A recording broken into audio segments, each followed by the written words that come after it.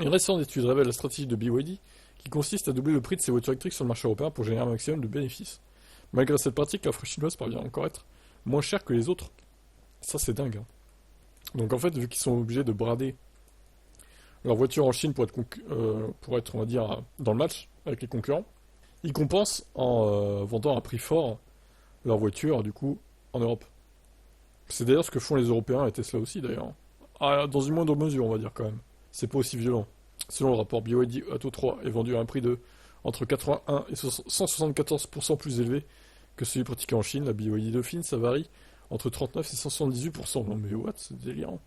En France, une Dolphin se vend par exemple 33 990 euros contre l'équivalent de 15 400 euros en Chine. Le prix de la BYD ici est entre 30 et 136% plus élevé.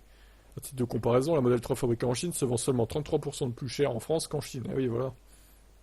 L'étude montre que BYD place souvent ses modèles électriques juste en dessous de ceux des marques européennes, des prix légèrement inférieurs avec un niveau d'équipement et de technologie embarquée largement supérieur.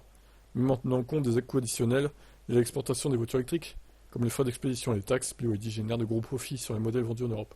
Ça signifie que le coût de revient d'une voiture électrique fabriquée par BYD est très bas.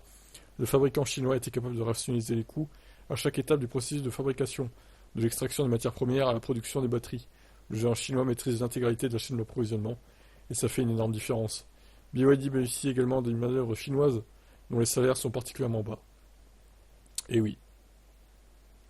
Donc en vrai, on se fait entuber quoi en fait, hein, les Européens.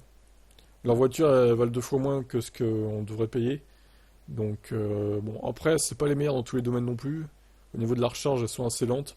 Elles sont pas hyper efficientes non plus, surtout sur autoroute. Il y a des traductions un peu approximatives et puis l'OS embarqué n'est pas non plus, c'est pas une folie quoi. Ça rappelle un peu MG, c'est pas terrible, hein. C'est minimum syndical quoi. Donc vous en pensez quoi des voitures BYD vous?